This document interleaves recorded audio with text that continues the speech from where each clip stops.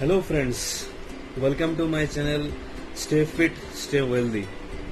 सो आज के ये वीडियो में मैं आप डिस्कस करने वाला हूँ कि जो आप इन्वेस्टमेंट करते हो वो इन्वेस्टमेंट आपको कहाँ पे करना चाहिए और कैसे डिवाइड करना चाहिए।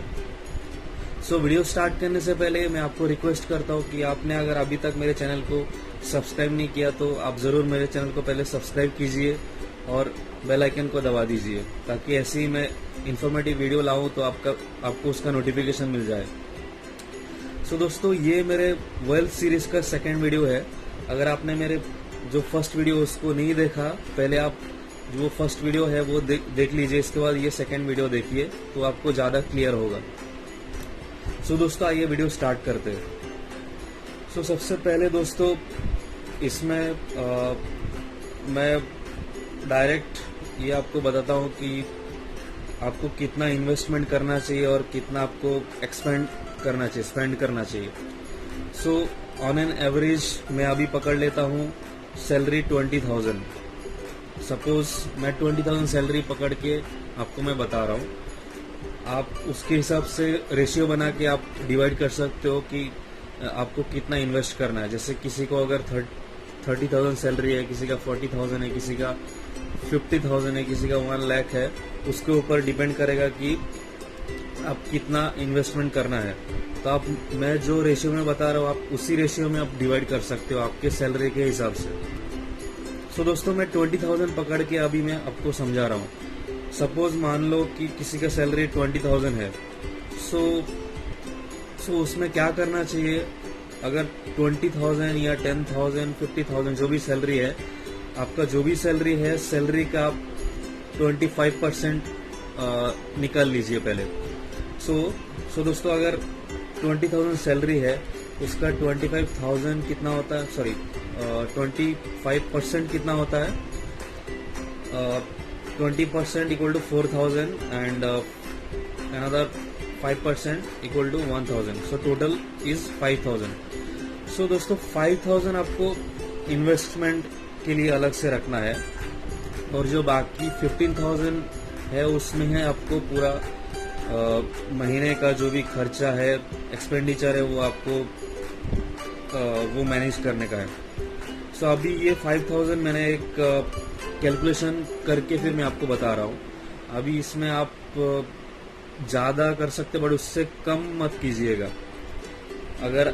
अगर आपको सैलरी बहुत ही कम है तो आप सैलरी कैसे इंक्रीज करोगे वो सोचो, या फिर अगर आप कोई दूसरा जॉब करते हो तो आप कोई दूसरा बिजनेस सोचो, ऑनलाइन कुछ सोचो जिसमें आप पैसा कमा सकते हो और आपका अर्निंग्स बढ़ा सकते हो।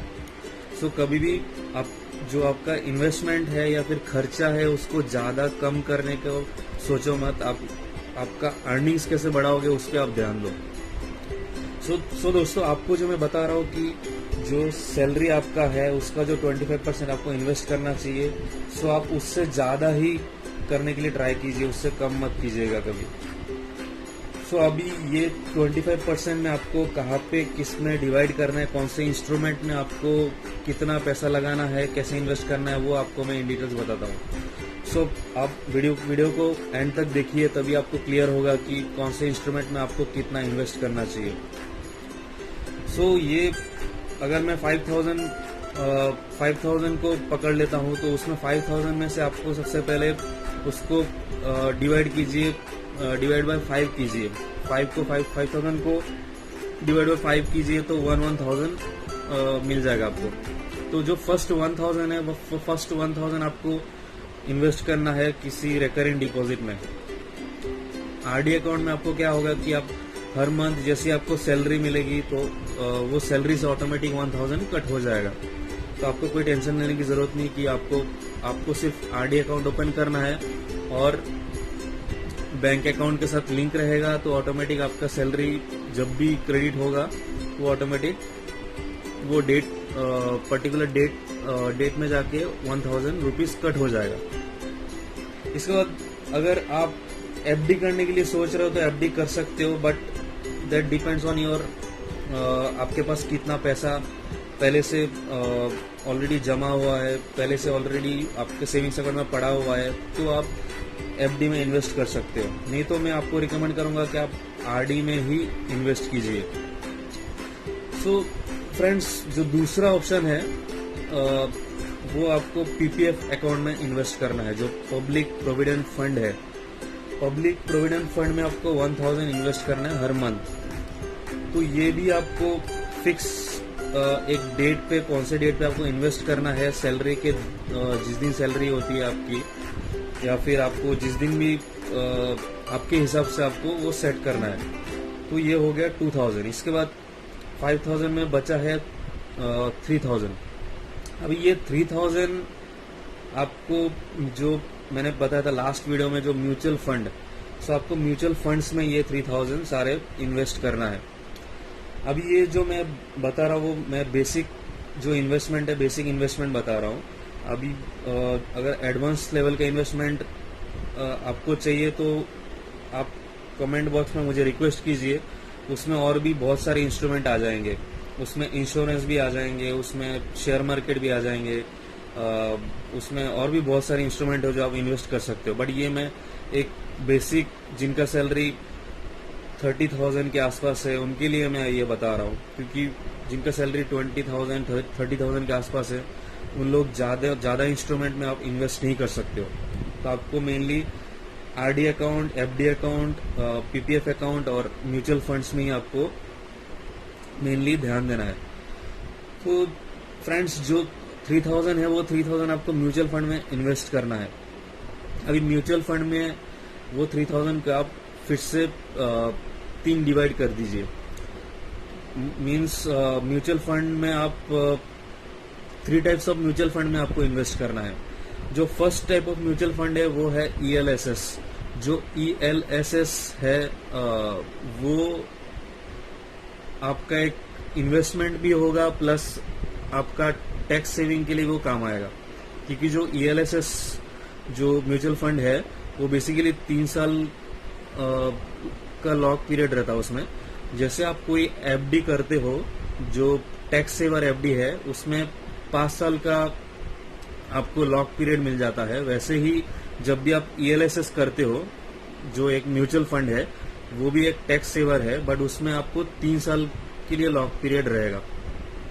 सो 1000 आप ELSS में इन्वेस्ट करो, फिर बचा 2000। वो 2000 में आपको 1000 फिर इन्वेस्ट करना है एक हाई रिस्क म्यूचुअल फंड में इन्वेस्ट करना है, और 1000 आपको एक लो रिस्क म्यूचुअल फंड में इन्वेस्ट करना है। अभी हाई रिस्क और लो रिस्क, इसका मीनिंग क्या है, इसका मतलब क्या है?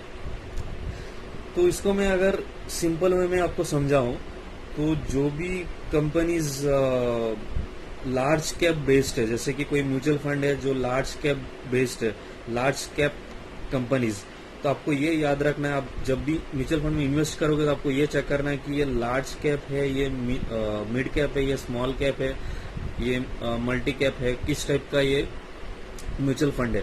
तो आपको मेनली अभी लार्ज कैप और जो मिड कैप है वो मैं बता रहा हूँ, कि स्मॉल कैप और बाकी जो है वो नहीं बता रहा हूँ, क्योंकि उसमें बहुत ज़्यादा रिस्क इन्वॉल्व होता है। तो आपको 1000 लार्ज कैप कंपनीज में या म्यूचुअल फंड्स में इन्वेस्ट करना है, और 1000 आपको मिड कैप कंपनीज में इन्वेस्ट करना है।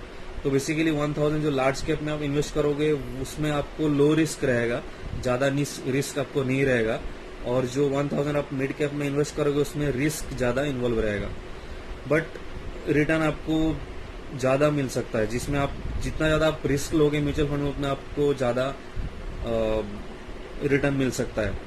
जैसे कि मैं बताया कि ये मैं 20,000 30,000 जिनका सैलरी है वो हिसाब से बता रहा हूँ। तो ऑब्वियसली वो आप मतलब आपका कैरियर अभी शुरू हुआ है, तो आपका अगर कैरियर अभी शुरू हुआ है तो दैट मीन्स आप रिस्क ले सकते हो। सो वो केस में मैं बताऊंगा कि आप, जैसे मैंने आपको डिवाइड किया बेसिक इन्वेस्टमेंट, आप पहले ये शुरू कीजिए, इसके बाद धीरे धीरे मैं बताऊंगा एडवांस इन्वेस्टमेंट कैसे करना है और किस में क्या इन्वेस्टमेंट करना है, वो मैं अगले वीडियो में बता दूंगा। सो दोस्तों, आज के वीडियो में इतना ही। सो अगर आपको वीडियो अच्छा लगा तो आप ज़रूर इसको लाइक कीजिए और ज़्यादा से ज़्यादा शेयर कीजिए, और मैं रिक्वेस्ट करता हूँ कि ये चैनल को ज़रूर सब्सक्राइब कीजिए और बेल आइकन को दबा दीजिए, तभी जाके आपको इन्फॉर्मेटिव वीडियो का नोटिफिकेशन मिलता जाएगा। सो दोस्तों, आज की वीडियो में इतना ही। Thank you so much. Bye bye, जय हिंद, वंदे मातरम।